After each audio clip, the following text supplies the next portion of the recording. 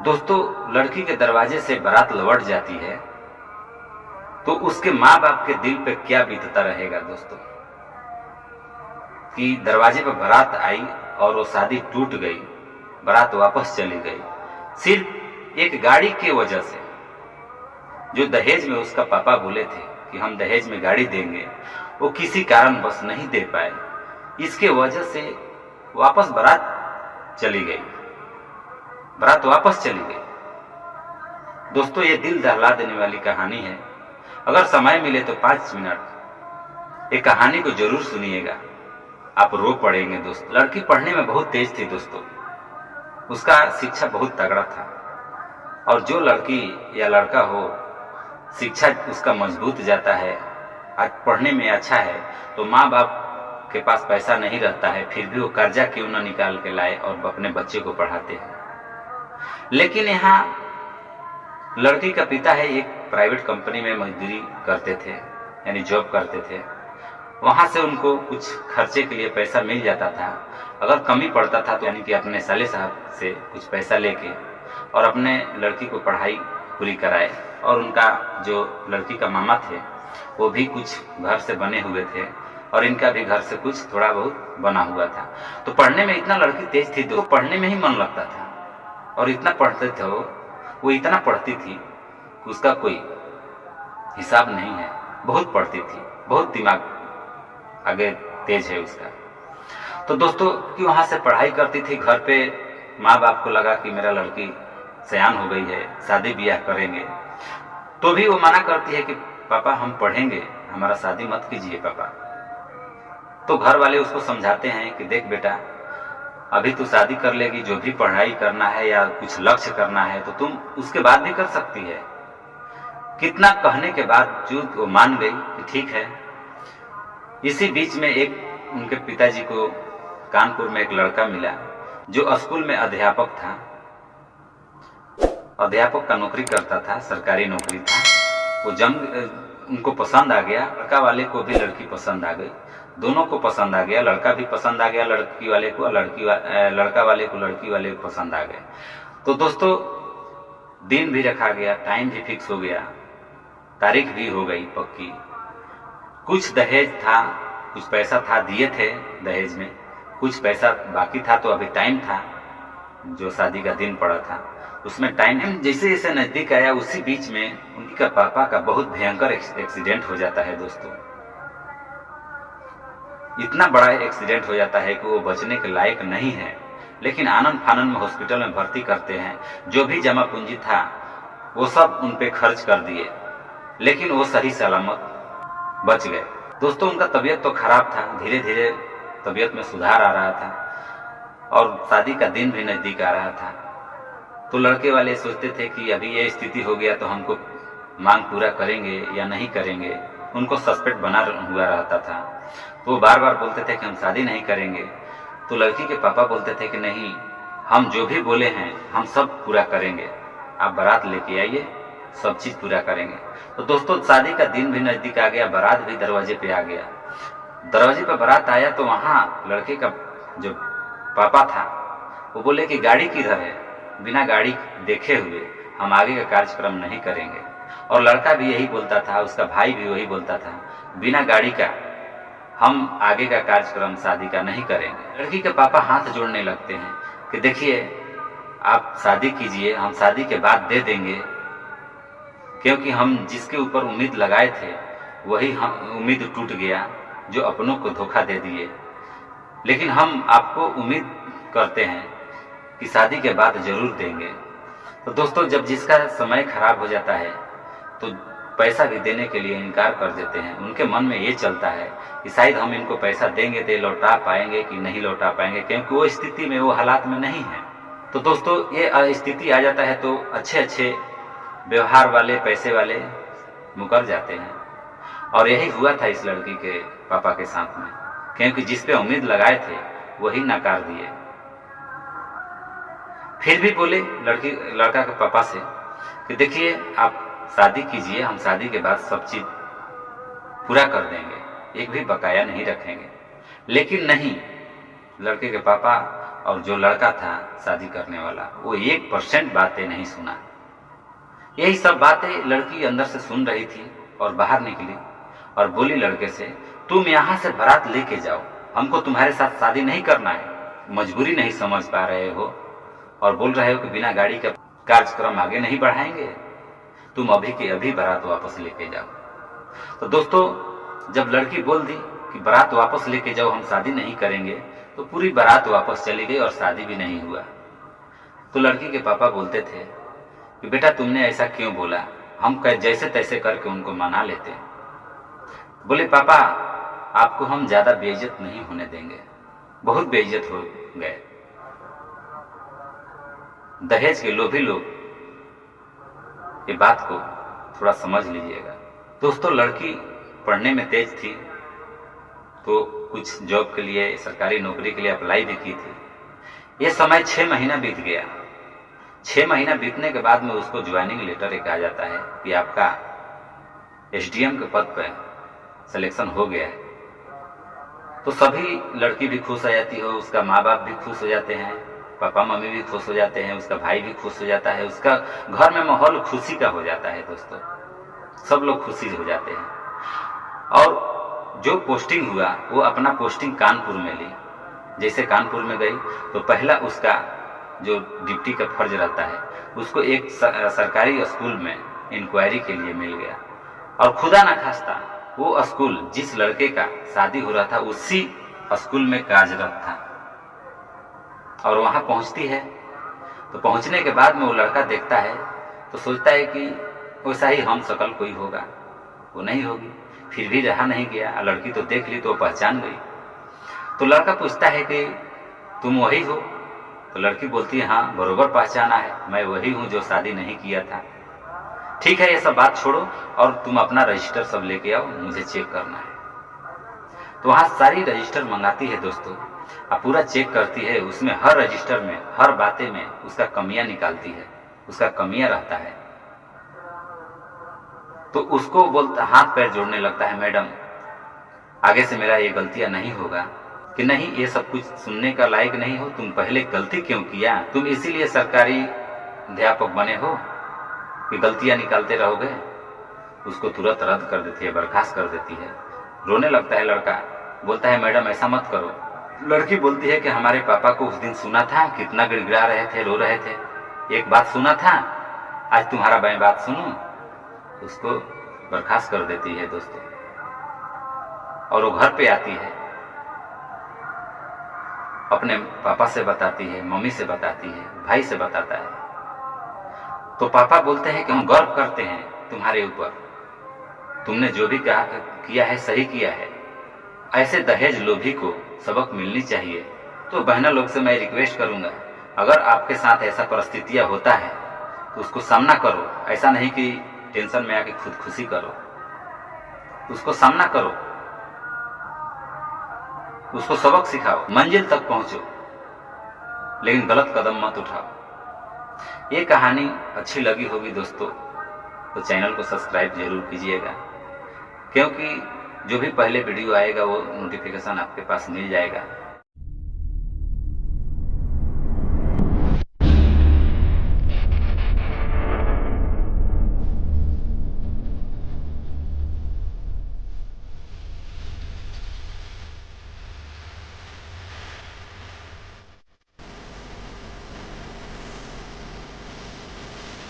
दोस्तों, 16 साल लड़के का एक जिंदगी खराब कर दिया जाता है सिर्फ अपने हवस पूरा करने के लिए। वो लड़का 16 साल का है और औरत है जो अपना हवस पूरा करती है वो 32 साल का है।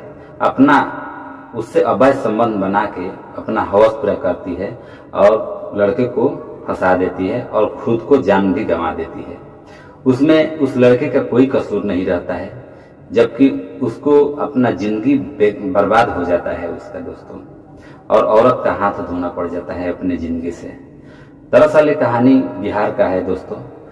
एक लड़का एक गांव, छोटा सा गांव में रहता था और उसके घर में माँ बाप और 3 ही का परिवार रहता था दोस्तों। और उसका घर में तब पापा का तबीयत खराब हो गया तो उसका आर्थिक स्थिति का बहुत तंगी आ गया। बहुत कष्ट में होने लगा। तो वो लड़का 16 साल का था, वो विचार बनाया घर में बहुत परेशानियां हैं, तो हम कहीं बाहर कमाने जाए कि ताकि हमारा घर परिवार चले। वहां से निकलता है और चेन्नई जाता है दोस्तों। चेन्नई में एक प्राइवेट कंपनी में वो जॉब पे लग जाता है। उसमें औरत आदमी लड़का सभी काम करते थे और उसमें लग जाता है। और लगने के बाद में वहाँ एक उसका औरत से मुलाकात होता है उसी कंपनी। औरत का नाम रहता है मोहिनी।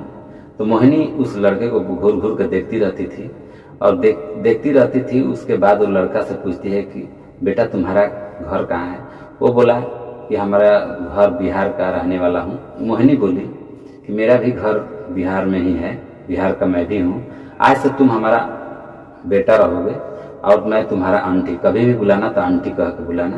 तो लड़का भी सोचा कि चलो बाहर विदेश आया हूँ तो कोई तो अपना मिला जो हमदर्द दिखाने के लिए कि चलो मेरा माँ के समान आंटी है, तो इसीलिए वो उससे लगाव रख लिया और बात विचार करने लगा। दोस्तों एक दिन की ऐसी बात हो गई कि उसका पति और पत्नी दोनों एक साथ में काम करते थे। तो पति का नाइट रह गया, नाइट ड्यूटी लग गया। तो पत्नी बोली कि मैं प्रियांशु को आज अपने रूम पे ले जाती हूँ। तो वो भी बोला कि ठीक है, बच्चे का सामान है, तो उसको भी ले जाने के लिए बोल दिया कि ठीक है लेके जाओ, अपने बच्चे के साथ में रहेगा तो थोड़ा मन भी लगेगा। तो दोस्तों वो वहां से चली गई और घर पे जाने के बाद में शाम को खाना वाना बनाई और साथ में खाना खाई। तो दोस्तों खाना वाना बनाई, वहाँ खाना वाना बनाने के बाद में बच्चे को और अपना बेडरूम में जाकर सो गई। प्रियांशु को अकेला एक बेडरूम में दे दिया सोने के लिए। और जैसे 12-1 बजता है रात दोस्तों, वहाँ से मोहिनी उठती है और जाके लड़के के पास जाती है और उसका हाथ पैर सहलाने लगती है और सहलाने लगती है। उसके बाद वो लड़के का नींद खुल जाता है। तो बोलता है कि आंटी ये क्या कर रही हो? तो मोहिनी बोलती है कि बेटा तुमको भी अच्छा लगेगा, तुम सो जाओ। प्रियांशु था वो सो जाता है और वो सहलाने लगती है, उसको भी अच्छा लगने लगता है। और मोहिनी तो एकदम संबंध बनाने के लिए उत्तेजित थी, तो उसको सेक्स का लब था। दोनों को अच्छा लगने लगा, दोनों आपस में संबंध बनाने लगे। रात भर ऐसा ही चला। जैसे सुबह होता है तो वो अपने रूम पे चला जाता है और मोहिनी रह जाती है अपने रूम पे। और जैसे टाइम होता है ड्यूटी जाने के लिए तो दोनों निकल जाते हैं। वो अपने रूम से निकल जाता है ड्यूटी जाने के लिए कंपनी में और ये मोहिनी भी अपने रूम से निकल जाती है ड्यूटी जाने के लिए। और वहाँ जाती है ऐसा ही। और अचानक बीच में कुछ कारण से वो दोनों जन वापस आ जाते हैं कि तबीयत खराब है या कुछ बहाना करके आ जाते हैं।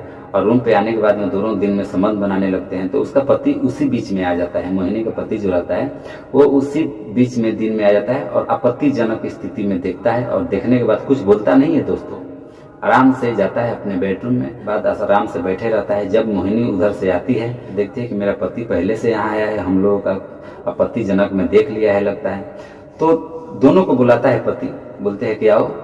आने के बाद में मोहिनी को बोलता है पति कि वो तो बच्चा है, वो उसका ना समझ है, वो समझ नहीं रहे। तुम तो समझदार हो ना, एक बच्चे के साथ में तुम गलत संबंध बना रही हो, ये अच्छा है? बहुत अच्छे से समझाता है मोहिनी को। और वो लड़का था प्रियांशु, उसको भी बोलता है बेटा ये सब के फेरा में मत पड़ो, तुम्हारा जिंदगी खराब हो जाएगा। तो वो बोला कि ठीक है अंकल, अब से गलती नहीं होगा। वो अपने रूम पे चला जाता है, मोहिनी अपने पति के पास रहती है। उस दिन ऐसा ही चला गया। उसके बाद ऐसा काफी दिन प्रियांशु था उसके रूम पे नहीं गया, ये भी उसके कंसल्ट में नहीं गई। लेकिन जिसको आदत लग जाता है सेक्स का दोस्तों, तो बच्चा था, उसको बचपन में सेक्स का आदत लग गया। प्रियांशु है जो उसके रूम पे पहुंच जाता है। पहुंचने के बाद में दोनों जन पहले से तो कुछ लाज शर्म की पर्दा तो है नहीं, दोनों अपने कामों में लग जाते हैं। उसी बीच में फिर उसका पति आ जाता है। पति आता है फिर उसी आपत्तिजनक में देख लेता है। उसके बाद मोहिनी को बहुत मारता पीटता है और वो लड़के को भी वहां से भगा देता है और बाद में बोलता है कि तुम सुधरेगी नहीं, मैं तुमको तलाक चाहिए। तो वो बोली तुम अपने बच्चे का लेके यहाँ से चले जाओ, मैं प्रियांशु के साथ में रह लूंगी। वहां से उसका पति जो है वो गांव चला जाता है अपने बच्चों को लेके। और ये लोगों का एकदम खुली छुट्टी मिल गया, जब भी मर्जी रूम पे आओ, जब भी मर्जी जाओ, दोनों अवध संबंध बनाने के लिए तैयार एकदम कभी भी। तो दोस्तों इसी बीच में काफी सिलसिला ऐसा चलते रहा। चलने के बाद में मोहिनी जो लड़का था 16 साल का प्रियांशु, उस पर दबाव बनाने लगी कि शादी करो। लड़का बोलता है कि मेरा माँ बाप शादी करने के लिए इनकार कर देंगे, शादी नहीं करेंगे, अभी हम नहीं करेंगे। तो बोलती है कि नहीं तुमको करना ही पड़ेगा, प्रेशर देने लगा। तो बोली देखो तुम 32 बरस का, मैं 16 बरस का, माँ बाप नहीं मानेंगे, ऐसा ही माँ बाप नहीं मानेंगे तो मैं कैसे शादी कर सकता हूँ। इसी बीच में वो लड़के के ऊपर बहुत प्रेशर देने लगी। वो सहन नहीं कर पाया, उसके दिमाग में गलत राय आ गया और वो चीज करने पर उतारू हो गया।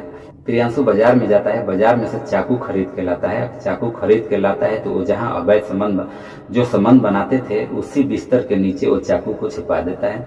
जैसे शाम होता है, खाना वाना खाते हैं, दोनों बात करते हैं, अच्छे से बात भी करता है।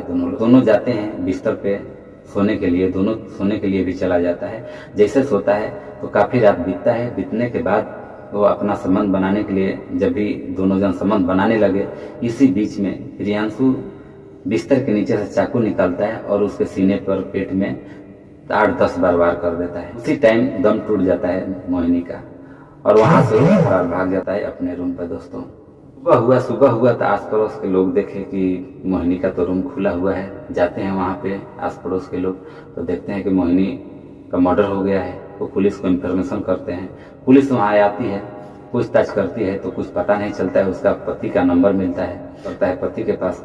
पुलिस फोन करती है पति के पास, बोलते हैं तो आपका पत्नी का मर्डर हो गया है। बोलता है कि हम जो हुआ वो अच्छा ही हुआ, लेकिन हम उसको काफी दिन से छोड़ दिया हूँ, मैं उसके पास जाता नहीं, हमको उससे मतलब नहीं है। लेकिन क्या है, पुलिस है, पुलिस को तो पूछताछ के लिए जरूरी रहता ही है, तो उनको आना पड़ा वहां पे। वहां आने के बाद में सारी कहानी बताए कि इसको प्रियांशु नाम का लड़का था, उससे अवैध संबंध चलता था और इसी के झगड़े की वजह से हम चले गए अपने बच्चों को लेके और ये दोनों जन रहने लगे। अब क्या हुआ उसके बारे में हमको पता नहीं है।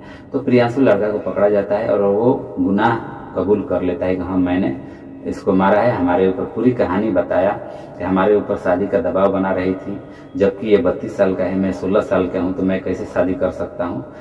वो गुनाह कबूल कर देता है दोस्तों और पुलिस उसको बाल सुधार में भेज देती है और पत्नी को है जो लाश को पति के हवाले लगा देती है। तो दोस्तों वीडियो बनाने का मकसद नहीं है कि आप लोगों को दिल पे दुख पहुंचे। हमारा मकसद है जागरूक करना और ऐसे क्राइम से आप लोग बचिए दोस्तों। और मेरे चैनल पे नए हैं तो सब्सक्राइब जरूर कर दीजिए। धन्यवाद।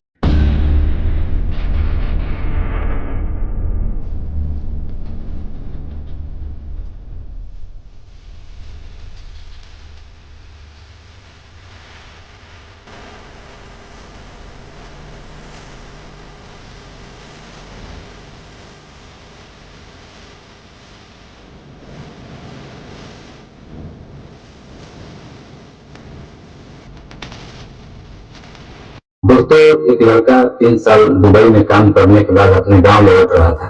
दिल्ली एयरपोर्ट पे आता है, वहां से ट्रेन पकड़ता है। ट्रेन पकड़ने के बाद बीच रास्ते में ट्रेन रुक जाती है, काफी टाइम रुक जाती है क्योंकि वहां इंजन चेंज करना रहता है दोस्तों। और वहां गाड़ी रुक जाती है तो उसको बहुत भूख लगा रहता है दोस्तों। वो सोचता है कि मैं क्यों ना गाड़ी रुकी हुई है तो हाँ मैं नाश्ता पानी कर लूं। जैसे ट्रेन से उतरता है दोस्तों तो वहां एक चाय बेचने वाली औरत रहती है और बोलती है क्या भाई साहब चाय चाहिए? तो वो बोलता है नहीं और आगे बढ़ जाता है। आगे बढ़ने के बाद में उसको लगता है कि ये जाना पहचाना सी आवाज है। पीछे मुड़ के देखता है। देखने के बाद उसका होश उड़ जाता है दोस्तों। और लड़की देखती है, लड़की भी देख के और पूरा आंख में आंसू भर जाता है। और लड़का सोचता है क्या मजबूरियां हो गई कि मेरा पत्नी स्टेशन पे चाय बेच रही है। दोस्तों दरअसल ये कहानी दिल दहला देने वाली कहानी है दोस्तों। समय मिले तो 5 मिनट इस वीडियो को जरूर सुनिएगा दोस्तों। उत्तर प्रदेश के एक छोटे सा गांव में एक लड़के का शादी होता है और शादी के कुछ दिन अच्छे से रिलेशन चलता है और लड़का इंस्टाग्राम चलाने में बहुत माहिर था और उसको इंस्टाग्राम में बहुत इंटरेस्टेड मिलता था।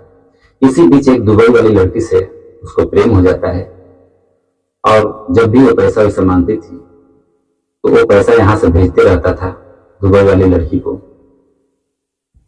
तो लड़की ऐसा ही कुछ दिन चलते रहा। उसके बाद वो लड़की बोलती है कि वहां क्या कर रहे हो, आ जाओ, हम दोनों एक साथ में रहेंगे, एक साथ में कमाएंगे और यहीं पे रहेंगे। तो लड़के को दिमाग में भी लगा कि चलो ये भी बात सही बोल रही है। तो ये अपना पासपोर्ट बनवाता है और वहां से वीजा इश्यू करा के भेजती है वो लड़की।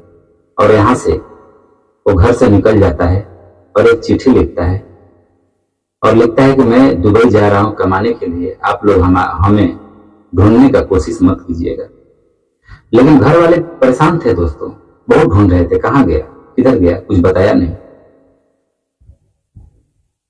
लेकिन जब वो पत्नी बेडरूम में जाती है तो बेडरूम में जाने के बाद में वहां एक चिट्ठी मिलता है और उसको पढ़ती है।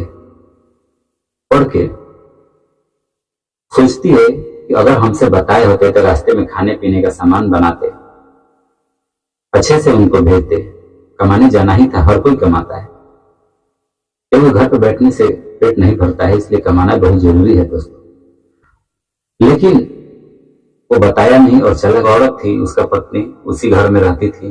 कुछ दिन बीतने के बाद में उसका जो ससुर था तो उस लड़की को जाके गलत नजर से देखता था, गलत अवैध संबंध बनाने की कोशिश करता था। तो वो लड़की चिल्लाती थी, तो घर वाले जमा होकर उसको समझाए बुझाए तो मान गए।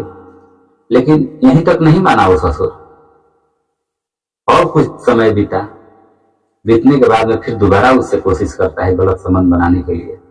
चिल्लाती है और शोर मचाती है और पंचायती भी होता है, तो समझा बुझा करते हैं। लेकिन लड़की को लगता है कि मैं यहाँ रहूंगा तो सुरक्षित नहीं रहूंगा, अपने मायके चली जाती है। तो दोस्तों लड़की अपने मायके चली जाती है और वहां जाके एक अपने माँ बाप को सोचती है कि मैं अपने माँ बाप के ऊपर बोझ क्यों बनूं, मैं भी अपने माँ बाप के साथ में चाय का दुकान पे चाय बेचूं। वो चाय बेचने लगती है अपने स्टेशन पे जाके चाय बेचती थी। गया वहां दुबई में जब गया उस लड़की से मिलता है और दोनों काम करते हैं। और काम करते करते जो भी पैसा मिलता था वो घर पे नहीं भेजता था दोस्तों, क्योंकि सभी पैसा जितना कमाता था उस लड़की पे यानी दुबई वाली लड़की पे खर्च कर देता था। 1 रुपया घर पे नहीं भेजता था, न किसी से कंसल्ट करता था, न किसी से बात करता था घर पे, न बाप से, माँ से, न बाप से, न बीपी से, न बीवी से, सबको छोड़ दिया था दोस्तों।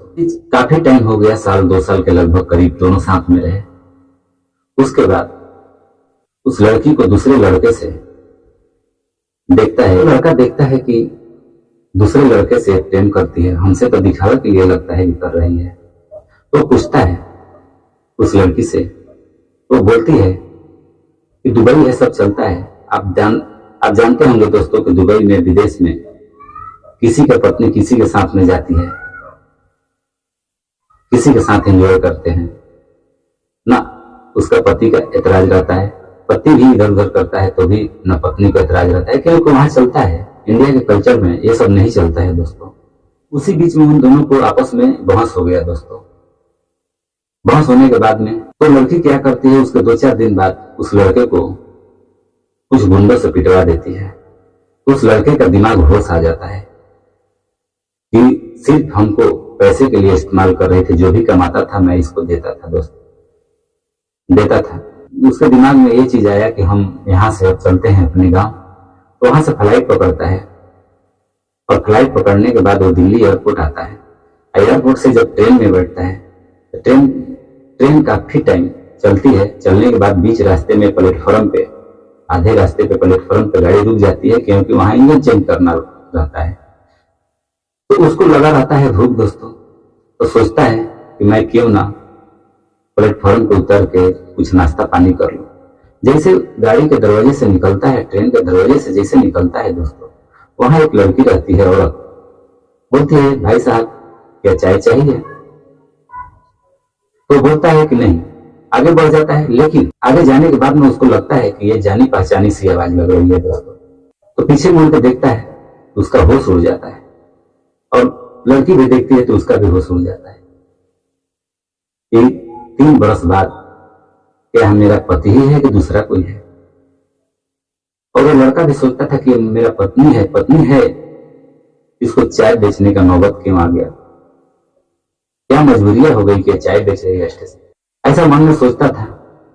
उसके बाद में नजदीक जाता है और उस औरत थी चाय बेचने वाली, वो देख के बहुत रोने लगती है और लड़का भी देख के रोने लगता है।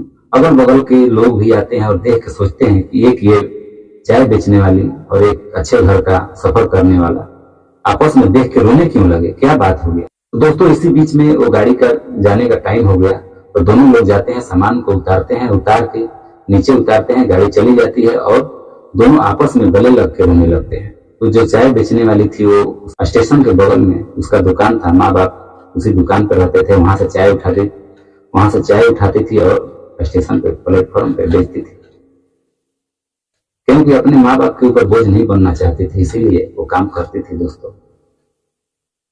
वहां ले गई, अपने माँ बाप से मिलाई, और जो लड़का था अपने सास ससुर से, लड़की के माँ बाप से माफी मांगता है कि मुझसे बहुत गलती हुई, आगे नहीं होगा।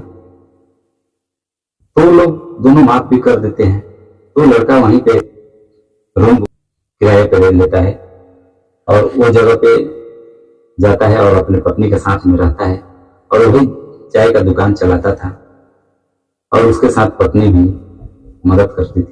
इसी बीच उन्होंने उस चाय के दुकान से बहुत पैसा कमाया, दोनों लोग मिलकर बहुत पैसा कमाया। कुछ दिन बीतने के बाद दोनों गांव जाते हैं। वहां गांव जाते हैं तो गांव पे कोई नहीं, क्योंकि उसका माँ बाप उसको जाने के बाद गुजर चुके थे। एक भाई था, वही रहता था, और उसके घर में कोई नहीं रहता था। भाई से जाता है और बोलता है कि मेरा जो भी हिस्सा बनता है वो अलग दे दो। उसका भाई भी आसानी से दे देता है दोस्तों।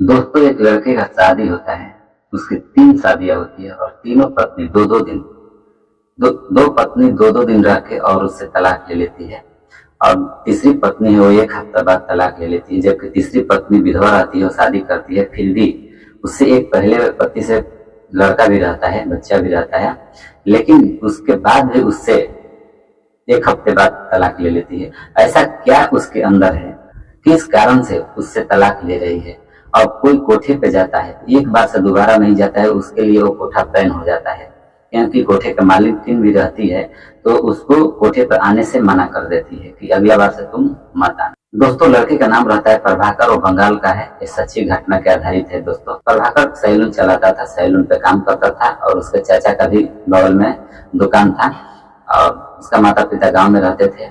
और चाचा बोले कि बेटा प्रभाकर, तुम शादी कर लो तो अच्छा रहेगा। तो बोलता है कि मेरा माँ बाप जो बोलेंगे तभी मैं शादी करूंगा, नहीं तो मैं नहीं करूंगा।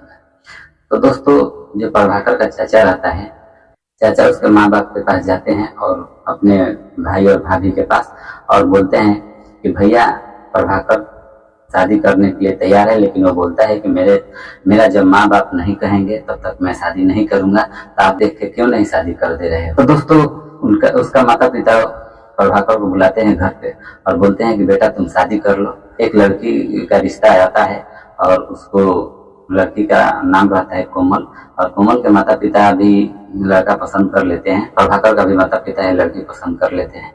दोनों को शादी होती है 2014 में। शादी होने के बाद लड़की घर पे आती है और सब प्रभाकर अपने हित नात में लगा रहता है, और जैसे शाम होता है तो अपने बीवी के कमरे में जाता है, और वहां जाने के बाद में रात भर चीख और चिल्लाने की आवाज आती थी दोस्तों। तो सुबह जैसे होती है, सुबह अपने दोस्तों को जब घर से निकलती है तो निकलने के बाद में सीधा उसके माँ को बोलती है, अपना सास को बोलती है कि सासू माँ, आपका बेटा बहुत निर्दयी है, मैं इसके साथ 1 मिनट नहीं रहूंगी। वो उसी टाइम अपने मायके चली जाती है दोस्तों, और वहां जाने के बाद में एक वकील तैयार करती है, और वकील तैयार करने के बाद में तलाक का पेपर भी बनवा के लाती है, और उसके साथ एक वकील और कोमल और उसके कोमल का माता पिता दोनों आते हैं और प्रभाकर से तलाक पर साइन ले लेते हैं दोस्तों।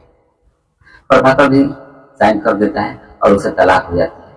और गांव में जब प्रभाकर चलता था दोस्तों, तो उसको बहुत मजाक उड़ाते थे दोस्त, और गांव में परिवार में बहुत मजाक उड़ाते थे और बहुत ताना मारते थे, तुम ऐसा क्या कर दिया उसके साथ की 1 दिन भी नहीं रही और वो तुमको तलाक देके चली गई। उसको रहना बहुत मुश्किल हो गया दोस्तों। तो ऐसा ताना सुनते हुए फिर भी उसका माँ बाप प्रभाकर के थे, दूसरा शादी करने के लिए तैयार हुए, और दूसरा शादी का रिश्ता लेके आए, जो कि दूसरा लड़की का नाम रहता है मंजू। तो दोस्तों, ये मंजू के माता पिता आते हैं और प्रभाकर को देख के पसंद कर देते। प्रभाकर का भी माता पिता मंजू को देख के शादी के लिए यहाँ कह देते हैं दोस्तों। तो दोनों को शादी होती है दोस्तों। शादी होने के बाद मंजू भी आती है ससुराल। ससुराल में जब जो भी रस्म होती है अपना करती है, और जैसे शाम होता है दोस्तों, रात होती है, रात में ठीक प्रभाकर अपने दूसरी पत्नी के साथ यानी मंजू के साथ जाता है बिस्तर पे, और वहां जाने के बाद में फिर रात भर चीख चिल्लाने की आवाज आती है। और जब सुबह होता है तो अपने सास ससुर को बोलती है मंजू कि सासू माँ आपका बेटा बहुत निर्दयी है। सासू माँ बोलती है कि बेटी बात क्या है, बात तो बताओ। वो कुछ बोलती नहीं, अपने कामों में लग जाती है दोस्तों। वो कामों करने लगती है। जैसे दूसरे दिन होता है, दूसरे दिन भी वही बात चीख चिल्लाने की आवाज आती थी पूरी रात। और जैसे सुबह होती है, सुबह होने के बाद में अपनी सासू माँ को बोलती है कि सासू माँ मैं आपके बेटे के साथ 1 मिनट नहीं रह सकती हूँ, मैं अपने मेके जा रहा हूँ। अपने माँ के पास फोन करके बहुत रोई और बताई, और जैसे उसका माँ बाप आए और उससे बोले कि हमको तलाक चाहिए। मंजू बोली अपने माँ बाप से कि हमको इससे तलाक चाहिए, तो उससे भी 2 दिन बाद तलाक हो जाता है दोस्तों। और इतना कुछ होने के बाद में गांव वाले बहुत ताना मारते थे। अब यहाँ तक प्रभाकर के पिताजी को भी ताना सुनाने लगे कि आपके बेटा ऐसा क्या करता है कि 2 बहु आई और दोनों को 2 दिन के बाद भी तलाक हो जा रहा है। आखिर क्या करता है तुम्हारा बेटा कि ऐसा 2 दिन में ही तलाक हो जाता है। तो दोस्तों ऐसा बहुत ताना सुनने को मिलता है। उसको माँ को, प्रभाकर को दोस्त भी हंसी मजाक बहुत उड़ाते थे, बहुत उसको शर्मिंदा करते थे कि तुम ऐसा क्या कर देता है। लेकिन कुदरत का बनाया हुआ चीज रहता है, वो कोई बदल नहीं सकता है और कोई उसका सहन नहीं कर पाता है। इसलिए दोनों पत्नी नहीं रही दोस्तों। इसी की वजह से वो शहर चला जाता है। अपने माँ बाप को बोलते कि आप लोग अच्छे से रहिए, मैं शहर में जा रहा हूँ, वहीं रहूंगा। तो दोस्तों एक शहर में जाता है, रूम लेता है। वहां रूम लेने के बाद में और वहां रहता है, अपना सैलून का दुकान भी खोलता है और सैलून का दुकान चलाता भी है दोस्तों, और काफी पैसा भी कमाता है। उसके रूम के बगल में विधवा औरत रहती थी, उसका नाम रहता है मोहिनी। मोहिनी से लगाव ज्यादा रखता था और बात तालाब आगे बढ़ते गया। बाद में मोहिनी बोलती है कि तुम भी अकेले हो, हम भी अकेले हैं, तो क्यों ना शादी कर ले। तो प्रभाकर बहुत मने मन खुश हुआ और हाँ भर देता है कि ठीक है हम शादी करेंगे। तो दोनों जन शादी करते हैं। और प्रभाकर अपने माँ बाप को फोन करके बुलाता है कि माँ बाप से कहता है कि मैं शादी कर रहा हूँ, और अपना चाचा चाची से भी कहता है शादी करता हूँ, आप लोग आ जाइए। तो वहाँ अपने चाचा चाची और माँ बाप को सबको बुलाता है। और बुलाने के बाद एक मंदिर में शादी होता है और शादी करते हैं। शादी होने के बाद में एक दिन रुकते हैं और दूसरे दिन अपने अपने घर माँ बाप और चाचा चाची सब चले जाते हैं।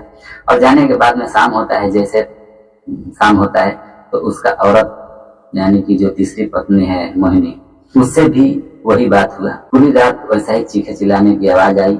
जो तीसरी पत्नी थी 2 दिन 3 दिन 4 दिन तक झेल पाई, उसके बाद में उससे बस की बात नहीं था। लास्ट में 7 दिन होता है, एक हफ्ता के बाद बोलती है कि अब हम तुम्हारे साथ नहीं रहेंगे, हम 1 मिनट नहीं रुकेंगे। अपना एक बच्चा रहता है उसका, मोहिनी का, वो बच्चा पहले पति का रहता है और वो बच्चा लेती है और वहां से कहीं दूर चली जाती है।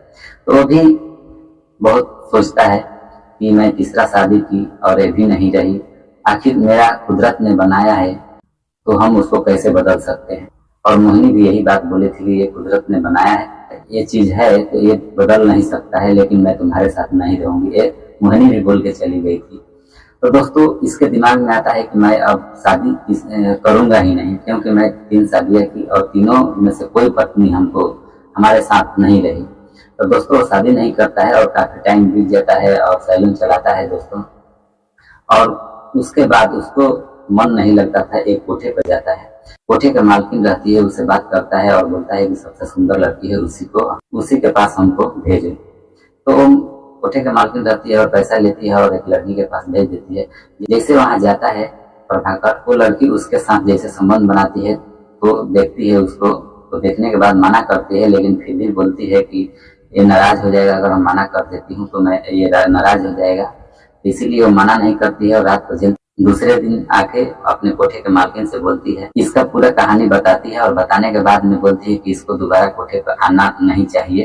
तो वो भी उसका मालकिन बोलती है कि ये भी बात सही बोल रही है, तो उसको वहां से बैन कर देती है। दूसरे दिन आता है तो कोठे के मालकिन देखती है और उसको वहीं से वापस कर देती है, बोलती है कि तुमको यहाँ नहीं जगह है। तो वहां से चला जाता है और दूसरे कोठे पर जाता है। वहां भी जाता है तो पहला बार जाता है तो कोई भी जानकारी नहीं रहता है, तो वो कोठे वाले ले लेती है। और वहां भी गया तो उसके साथ एक लड़के के साथ किया तो उसका भी वही हाल हुआ, क्योंकि उसके पास जो कुदरत ने बनाया था दोस्तों, वो बड़ा था, लेकिन उसका तो बस का था नहीं, क्योंकि ऊपर वाले ने बनाया था दोस्तों। तो उसका भी उसके साथ कुछ टाइम बिताया, और वही उसी टाइम जाके अपने कोठे के मालकिन से बोलती है कि मालकिन ऐसा ऐसा बात है, इसको दोबारा ना हमारे पास भेजिएगा। तो उसका कोठे का मालकिन है कि मैं इसके पास ना भेज के किसी के पास नहीं भेजूंगी, और उसको वहां आने के लिए मना कर देती है। ऐसा ही कई कोठे पे जाता है, एक बार फिर दोबारा एंट्री उसका बंद हो जाता है। सभी कोठा वहां बंगाल का है, बंगाल का सभी कोठा बंद हो जाता है उसके लिए। तो ऐसा ही रास्ते में एक जो दलाल होते हैं कोठे का, उससे मिलता है और बोलता है कि हमको एक लड़की चाहिए, तो हमारा काम करोगे? तो बोलता है कि हाँ हम करेंगे। तो एक कोठे पर जाता है और वहां से एक लड़की के लिए बात करता है कोठे का मालकिन से, और वहाँ वो प्रभाकर को बुलाता भी है और वहां से बोलता है कि एडवांस में पैसा लगेगा। तो ये बोला कि ठीक है मैं पैसा दूंगा। तो कोठे के मालकिन को पैसा दे देता है और बोलता है कि मैं फोन करूंगा तभी सबसे खूबसूरत लड़की है आपके कोठे पर, उसको ही भेजना। तो वहां से 20,000 रुपया भी जमा करके वहां से आ जाता है, और आने के बाद में सैलून का दुकान चलाता है दोस्तों। और जैसे 5 बजता है, 5 बजने के बाद में 5 बजने के बाद कॉल करता है कोठे के मालकिन का और बोलता है कि आज एक लड़की का भेज दो जो सबसे सुंदर है तुम्हारे कोठे पे। तो बोलती है कि ठीक है शाम को आ जाएगी, लेकिन तुम घर पे ही रहना, रूम पे ही रहना। तो बोलता है ठीक है। अपना सैलून 5 बजे बंद करके रूम पे चला जाता है और इंतजार करता है। और वहां जाने के बाद काफी टाइम इंतजार करता है, और वहां से लड़की निकलती है और उसके रूम तक एड्रेस जो दिया रहता है उस पर चली जाती है। और वहां जाने के बाद दोनों जन आपस में बात करते हैं, चाय बिस्कुट नाश्ता पीते हैं उसके रूम पर। और जैसे प्रभाकर कपड़ा खोलता है तो लड़की डर जाती है और मना कर देती है कि नहीं हमको ये सब नहीं करना है और मैं जा रही हूँ। प्रभाकर बोलता है कि मैंने पैसा दिया है और तुम ऐसा ही कैसे चले जाओगे। तो वो भी लड़की असमंजस में पड़ गई कि मैं करूँ तो क्या करूँ। फिर भी वो नहीं मानता है, वो मना करती रही, नहीं मानता है, जबरदस्ती भी करता है। और करने के बाद सुबह होता है। सुबह जब लड़की कोठे के मालकिन यानी कोठे पे नहीं पहुंची, तो कोठे का मालकिन थी वो प्रभाकर के पास फोन करती है, बोलती है कि वो लड़की अभी तक आई नहीं है, कहाँ है। तो प्रभाकर बोलता है कि यहाँ आके आप ही देख लोगे क्या हाल हुआ है इसका। तो वहां तुरंत कोठे का मालकिन निकलती है और वहां जाती है, और जाने के बाद देखती है कि बेहोश पड़ी हुई है। तो वहां से उसको डॉक्टर में एक भर्ती करती है। भर्ती करने के बाद में जैसे उस लड़की का होश आता है तो पूरी कहानी बताती है अपने कोठे का मालकिन को। और कोठे का मालकिन जो है वो सुनती है और प्रभाकर को बहुत डांटती है और बोलती है कि दोबारा हमारे कोठे के आसपास में दिखना मत। तो दोस्तों वहां से वो लड़की को लेकर कोठे पे आ जाती है कोठे का मालकिन, और प्रभाकर बहुत नाराज हो जाता है, बहुत दुख हो जाता है कि मैंने 3 शादियां की, तीनों बीवी नहीं रुकी, मैं कोई कोठे पे जाता हूँ तो वहां एक बार से दोबारा एंट्री नहीं मिलता है, हमारे लिए सब बैन हो गया है, कोठा कहीं भी हमारा जगह नहीं है। वहां से निकलता है, अपने घर जाता है, और घर जाने के बाद में अपने माँ बाप से मिलता है और मिल के बोलता है माँ बाप से कि आप लोग अच्छे रहिएगा, हम जा रहे हैं दूसरे जगह।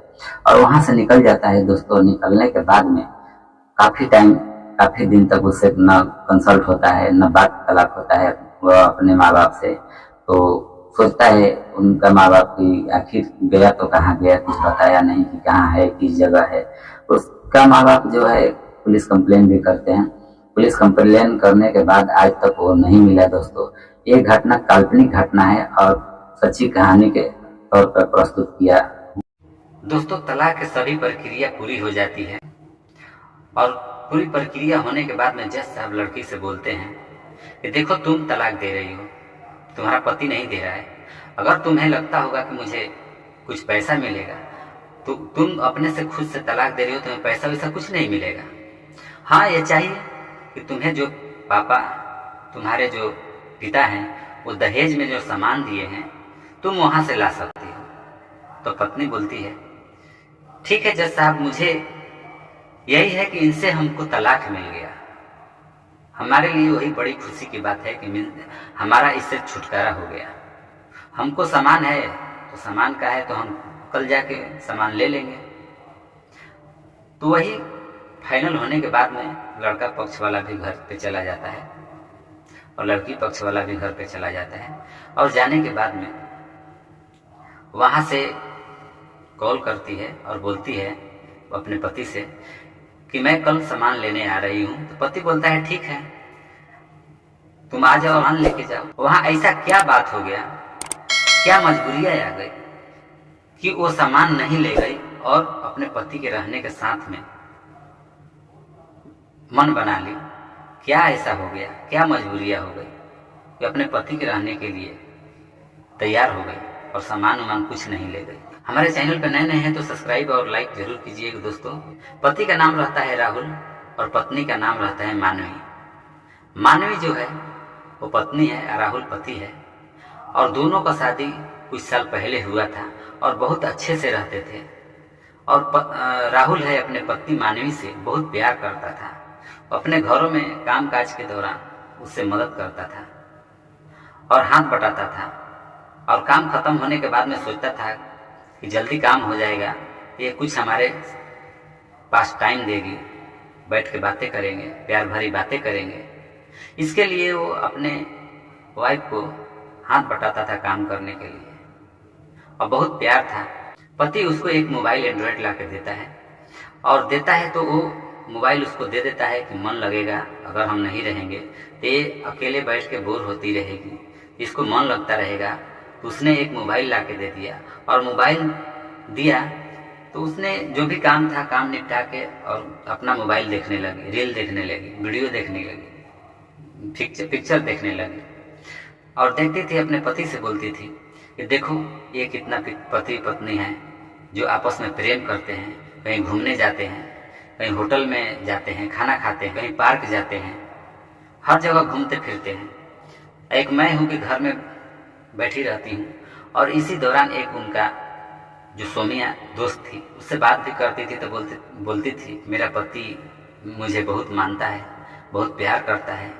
और इसके मन में और अलग ही फीलिंग होने लगा, मेरा तो पति कुछ नहीं करता है, मुझे न घुमाने ले जाता है, न पार्क घुमाने जाता है। जब से आई हूँ शादी करके इसी घर में हूँ और इसी घर का काम करती हूँ और इसी में लगे रहती हूँ, मैं कहीं घूमने भी नहीं जाती हूँ। इसके माइंड में थोड़ा अलग होने लगा दोस्तों, माइंड जो है दिमाग इसका घूमने लगा। और सोमिया जो है उसका दोस्त, वो भी स्टेटस लगाती थी, कहीं घूमने जाती थी अपने पति के साथ में, कहीं रेस्टोरेंट में खाना खाने के लिए जाती, कहीं पार्किंग में जाती, स्टेटस लगाती, और वो देख के अपने पति को दिखाती थी, देखो मेरा दोस्त सोमिया है, उसका पति कितना उसको प्यार करता है, यहाँ वहाँ घुमाने के लिए ले जाता है, पार्क ले जाता है, होटल ले जाता है, यहाँ तक कि विदेश भी ले गया है, विदेश का स्टेटस भी है लगाई है। तो पति बोलता है कि देखो ये सब जो है मोबाइल पे तुम देखती हो, ये सब दिखावा है, जो प्यार करता है वो दिखता नहीं है, और जो दिखता है वो प्यार नहीं है। ये गलत नहीं है, सही है, क्योंकि प्यार करने वाले वो दिखता नहीं है, और जो प्यार करते हैं वो दिखता है, लेकिन वो दिखावा ही रह जाता है। क्योंकि प्यार जो असली जो करता है वो दिखता नहीं है। वो उसको बहुत अच्छे तरह से समझाता था, लेकिन वो कहाँ मानने वाली है। उसके तो दिमाग में भूत सवार हुआ था कि नहीं, इससे मेरा पीछा छूट जाए, मैं इसके पास रहूंगी नहीं। इसी की वजह से बीच बीच में उन लोगों का झगड़ा भी होने लगा, मनमुटाव भी होने लगा, प्यार बढ़ता गया, दरार बढ़ते गया। लास्ट में जो राहुल पति था वो बोलता है तुम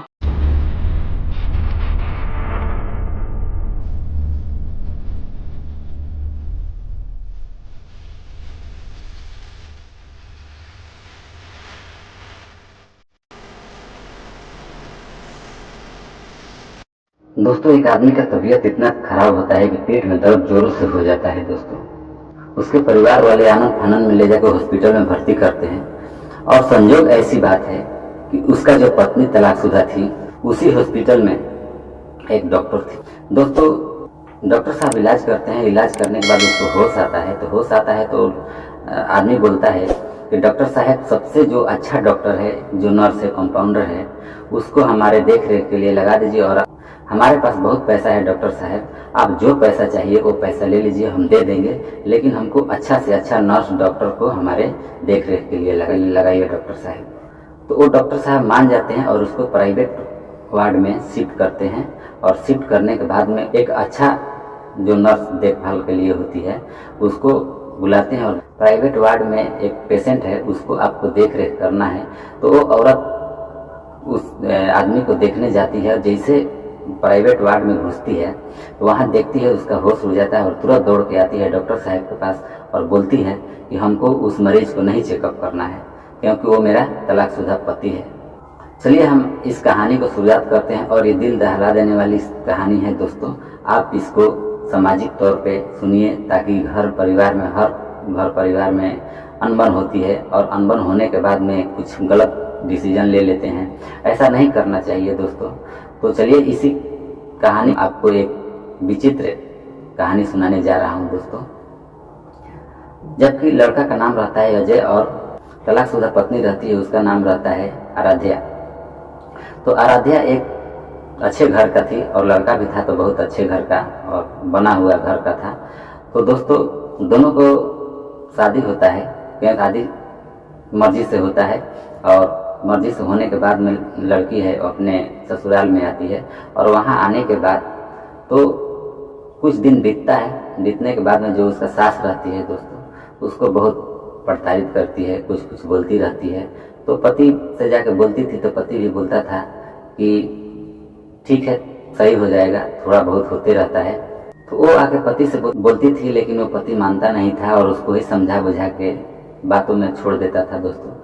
ऐसा ही कई दिन बीतते गया। लास्ट में वो बोलते गई कि आपका माँ ऐसा कुछ भी अगर सही काम करो तो भी गलत बोलती थी, गलत काम को तो गलत बोलती तो कोई दिक्कत नहीं था, लेकिन उसको सही काम करो तो वो प्रताड़ित करती थी, उसको सताती थी वो। क्योंकि उसका सास सोचती थी दोस्तों कि ये कब चले जाए तो हम अपने लड़के का दूसरे से शादी करूं, इसीलिए उसको प्रताड़ित करती थी। लेकिन ऐसा ही कुछ साल चलने के बाद में उसका पति से बोलती थी तो पति भी उसको सताना चालू कर दिया दोस्तों। तो वो भी बहुत प्रताड़ित होती थी, यहाँ तक कि उसका पति हाथ भी उठाने लगा। तो सोची कि अभी मैं अपने पति को समझा रही थी, मेरा बातों को विश्वास नहीं कर रहे हैं, उसका माँ हमको बहुत, मेरी सास हमको परेशान कर रही है, तो हम करूँ तो क्या करूँ। वो बहुत परेशान रहती थी दोस्तों। ऐसा ही एक दिन के बाद हुआ कि सास उसका प्रताड़ित की और पति भी मरता ही पिटता था। उस दिन कुछ ज़्यादा ही हो गया। वो अपना डिसीजन ली और अपने मायके चली गई और जाने के बाद में अपने माँ से पूरी कहानी बताई। ऐसा ऐसा हमको उस घर में किया जाता है, हमको प्रताड़ित किया जाता है, हमको परेशान किया जाता है। ये सब क्यों करती है? क्योंकि उसका सास जो थी वो चाहती थी कि हमारे बेटे को छोड़ के चले जाओ और मैं दूसरा बेटे का शादी करूं। जबकि पति था आने के बाद में बहुत प्रेम करता था दोस्तों अपने पत्नी से, बहुत रिस्पेक्ट देता था और पत्नी भी सबको सम्मान करती थी। लेकिन उसको सास को एक खलती नहीं थी क्योंकि पत्नी बोलती थी अच्छे से पति दो बात कर लेता था अपने पत्नी से, तो उसको माँ को यानी उसको सास को बहुत जलन हो जाती थी दोस्तों कि कैसे बोल दिया, कैसे दोनों आपस में रह गए, हमारे बेटे को भड़का देगी, हमारे बेटे को बिगाड़ देगी। अरे अगर इतना ही आप सोचती थी तो उसको शादी ही क्यों की थी? नहीं करना चाहिए था ना, ऐसा मन में नहीं सोचना चाहिए। घर इसी वजह से बिगड़ता है दोस्तों, क्योंकि कभी माँ अपने बेटी को घर नहीं बिगाड़ेगी लेकिन लड़के का माँ घर बिगाड़ देगी। ये रियल कहानी है दोस्तों। तो दोस्तों वहाँ से जाने के बाद में अपने मायके से अपने माता पिता को लेकर आई और वहाँ से तलाक ले ली और तलाक में बहुत आसानी से साइन उन सब कर दिए दोस्तों और वहाँ से चले गए। क्यों? और तलाक होने के बाद में उसका सास यानी लड़के का माँ का दिल में तसल्ली मिल गया, हमारे लड़के को जिंदगी से निकल गई, चली गई, बहुत अच्छा की। दोस्तों इस कहानी में वही लड़की ऐसा एक फरियाद बन के आती है उस लड़के के लिए, तो सबको ज्ञान खुलता है। इसी वीडियो के माध्यम से आपको बताएंगे कि क्या है। तो दोस्तों उस लड़के का अचानक तबीयत खराब हो जाता है, पेट में दर्द होता है और हॉस्पिटल में भर्ती करते हैं। तो हॉस्पिटल में भर्ती करने के बाद जो डॉक्टर होता है उसको इलाज करता है। करने के बाद में उसका होश आ जाता है। होश आता है तो डॉक्टर से बोलता है कि डॉक्टर साहब हमारे पास बहुत पैसा है, अच्छे से अच्छे इलाज कीजिए और प्राइवेट वार्ड में हमको शिफ्ट कर दीजिए। तो डॉक्टर साहब भी मान जाते हैं और उसको शिफ्ट कर देते हैं दोस्तों। और वहाँ जो सबसे अच्छी नर्स कंपाउंडर बोलते हैं, कंपाउंडर आती है, उसको डॉक्टर साहब बुलाते हैं और बोलते हैं प्राइवेट वार्ड में जो मरीजी है उसको आपको देख रेख करना है, उसका ट्रीटमेंट करना है। तो आराध्या थी, वो मान जाती है क्योंकि वो पढ़ने में बहुत तेज थी और डिग्री ली हुई थी, इसलिए नर्स का जॉब कर रही थी दोस्तों अच्छे हॉस्पिटल में। तो उसको नॉलेज भी ज़्यादा था, इसीलिए डॉक्टर साहब उसको चुने थे और उसके हवाले लगाए थे देख रेख के लिए। जैसे वो उस वार्ड में जाती है तो उसको देख के वापस भाग के आ जाती है डॉक्टर साहब के पास और बोलती है कि डॉक्टर साहब हम उस मरीज को ट्रीटमेंट नहीं करेंगे। तो डॉक्टर साहब बोलते हैं क्यों? तो बोलती है कि मेरा वो तलाकशुदा पति है और मैं उसके सामने नहीं जाऊंगी। तो डॉक्टर साहब बोलते हैं कि देखिए, आपको पर्सनल लाइफ डॉक्टर और मरीज के बीच में पर्सनल नहीं होता है, क्योंकि आप एक मरीज को, पेशेंट को देख रेख के लिए है, यहाँ पर्सनल का बात ही नहीं हुआ। तो आपको उससे क्या लेना देना है, पति है, तलाकशुदा है या नहीं है, आपको पेशेंट और डॉक्टर के बीच में देख रेख करना है। फिर भी ये बात सुन के आराध्या मान जाती है और जाती है उसको ट्रीटमेंट करने के लिए। तो अजय देखता है कि मेरी पत्नी है और बोलता है कि मैं तुमसे बहुत शर्मिंदा हूँ कि मैं अपने माँ बाप के कहने पे तुमको भी मैं तलाक दे दिया था। लेकिन आराध्या बोलती है कि देखो, ये सब बातें करने का समय नहीं है, आप पेशेंट हो, आपका हमें इलाज करना है, हम इलाज करूँगी, पर्सनल बातें हॉस्पिटल में नहीं होनी चाहिए।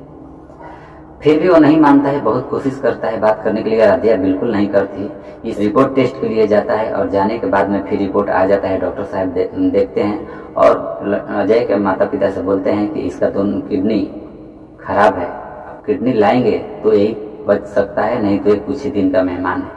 तो अजय का पिता बोलते हैं कि ठीक है, हम किडनी का उपाय करते हैं, बंदोबस्त में लगते हैं, आप अपना इलाज कीजिए। वो किडनी के लिए, ऐसा तो किडनी है नहीं कि बाजार में दुकान पे गए और उठा के खरीद के लेके आए, क्योंकि किसी को डोनेट करना है, कोई डोनेट करेगा तभी आपको मिलेगा। बाजारू सामान नहीं है कि आपको गए दुकान से लेके आ गए किडनी। तो दोस्तों, ये बात आराध्या सुनती है कि ऐसा ऐसा प्रॉब्लम है।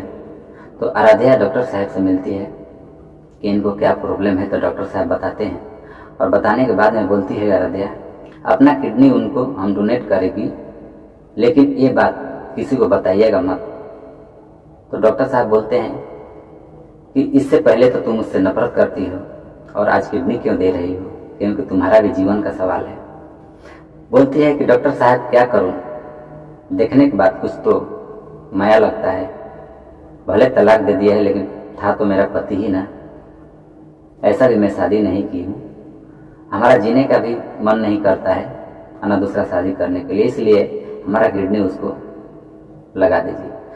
तो डॉक्टर साहब अपने कार्यक्रम में लग जाते हैं, जो भी रहता है प्रोसेस को करते हैं। करने के बाद में अजय का पिता आता है और आता है तो डॉक्टर साहब बोलते हैं कि क्या किडनी मिला?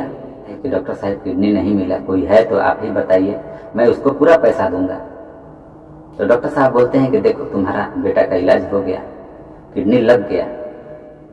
तो अजय का पिता बोलता है कि किडनी कहाँ से आया डॉक्टर साहब? तो डॉक्टर साहब बोलते हैं कि ठीक है, अभी उसको होश आने दो और ये सब बातें बाद में करेंगे। तो नहीं बताते हैं और अपने कार्यक्रम में ट्रीटमेंट में लग जाते हैं। धीरे धीरे ऑपरेशन भी सक्सेसफुल हो गया और अजय का